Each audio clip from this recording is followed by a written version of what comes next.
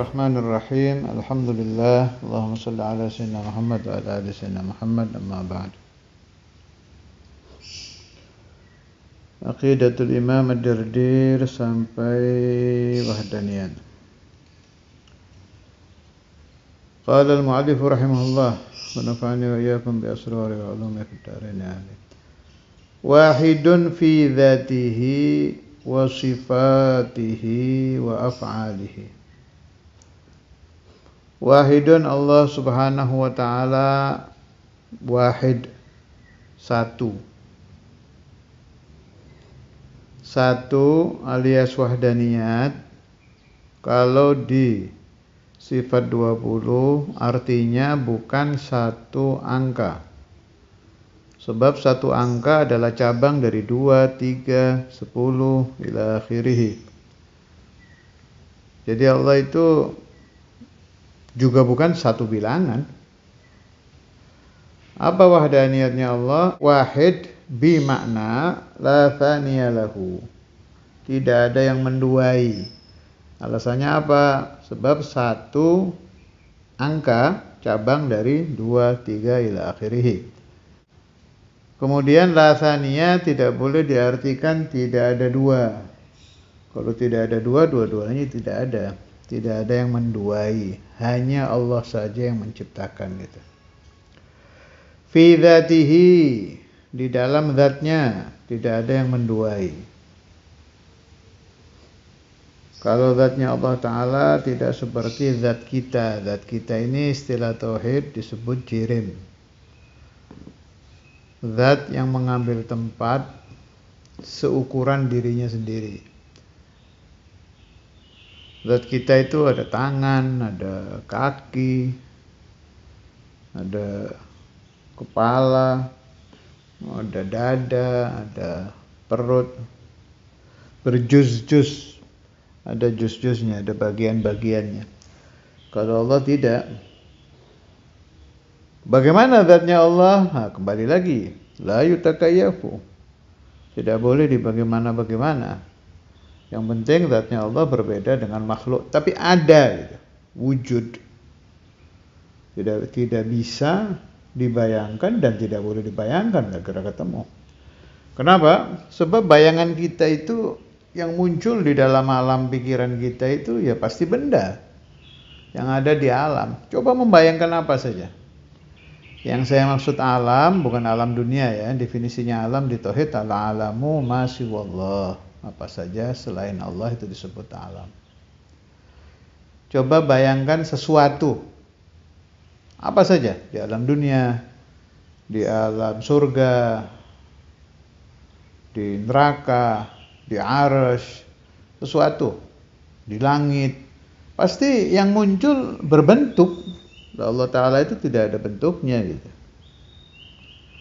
Makanya tidak bisa dibayangkan dan tidak boleh dibayangkan. Lakinnahu mawjud. Wa sifatihi, dan sifat-sifatnya Allah. Seperti kudrat dari sifat 20. Allah Ta'ala itu kudrat. Apa kudratnya Allah? Mewujudkan dan mengadamkan alias meniadakan.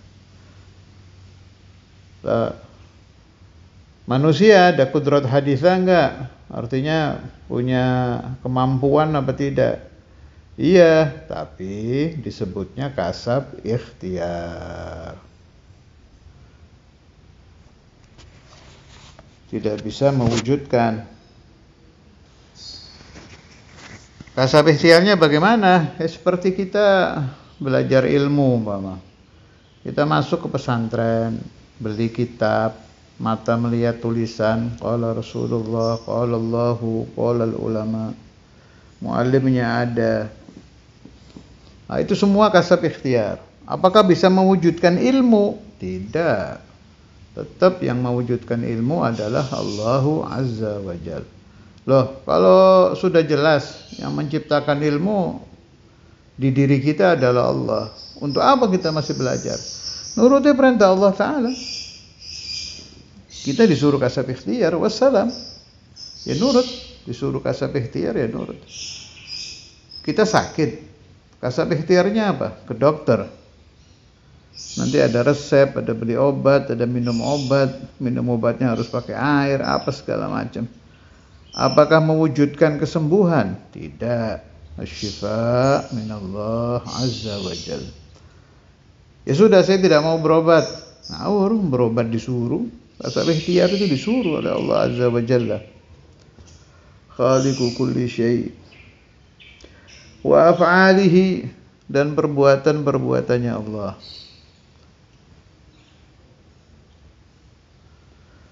Alhasil, fi'ilnya Allah Ta'ala itu mewujudkan dan mengadamkan apapun, baik di alam dunia, baik di alam barzah, baik di alam surga nanti, Allahumma ja'alna min ahli jannah, baik di neraka, na'udzubillah minha, dimanapun.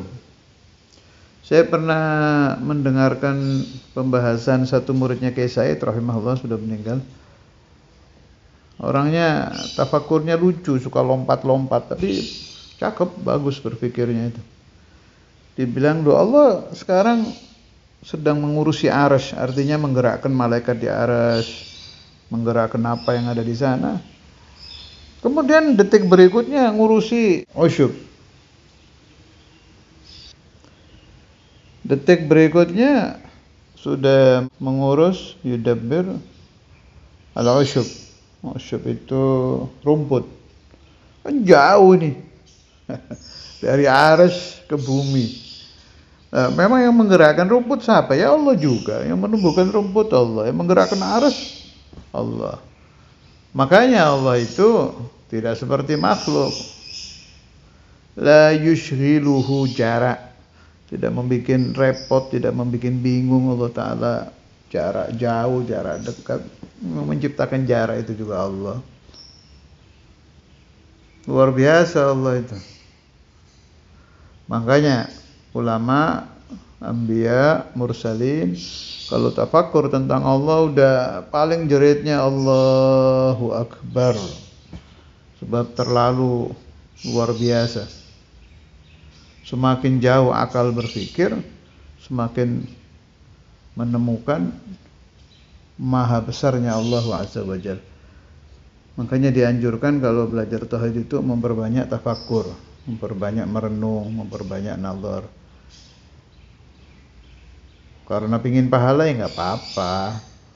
Tafakkur khairan min ibadati 70 sanah, riwayatin 60 sanah, lebih baik dari ibadah 70 tahun, 60 tahun. Ya enggak apa-apa sih, mau niat pahala boleh. Tapi yang ini yang lebih ajib lagi itu niatkan untuk tambah tahu tentang azamatullah, tambah tahu tentang keluar biasaan Allah. Itu jauh lebih tinggi niatnya daripada niat thalabul ajri, daripada niat meminta pahala. Dan itu otomatis kok. Orang yang sering merenung tentang sifat-sifat Allah Ta'ala, terutama tentang wahdaniyat, qudrat, ta'alluqul qudrat, itu akan ke sana pikirannya. Ada lagi yang bagus. Semakin sering orang merenung tentang wahdaniyatnya Allah Ta'ala, akan hilang sifat sombong dari hatinya. Otomatis itu. Sebab dia yashhadu, menyaksikan bahwa al-fa'ilul haqiqi huwallahu azza wa jalla. Yang menggerakkan apapun, yang mengurus apapun, yang menakdirkan apapun hanya Allah azza wa jalla. Otomatis kan dia tidak merasa ada athar, tidak merasa ada apa-apa. Tidak merasa ada apa-apa itu artinya sudah masuk di dalam batinnya, la haula wala quwata illa billah. Itu salah satu keajaiban orang yang sering merenungkan tentang wahdaniyat Allah azza wa jalla. Fayara, maka dia melihat bahwa diri dia, pribadi dia, la fi'la lahu, tidak bisa menciptakan apa-apa. Jadi meskipun dia yu'allimu, mengajar, di batinnya faham betul bahwa khaliqul ilmi Allah. Meskipun dia bekerja, faham betul di dalam hatinya bahwa ar-raziq Allah, dan seterusnya. Allahumma ja'alni wa iyyakum wa man sami'a hadzal kalam min ahli tauhid. Wa sallallahu ala sayyidina Maulana Muhammad wa ala alihi wasallam. Walhamdulillahirabbil alamin.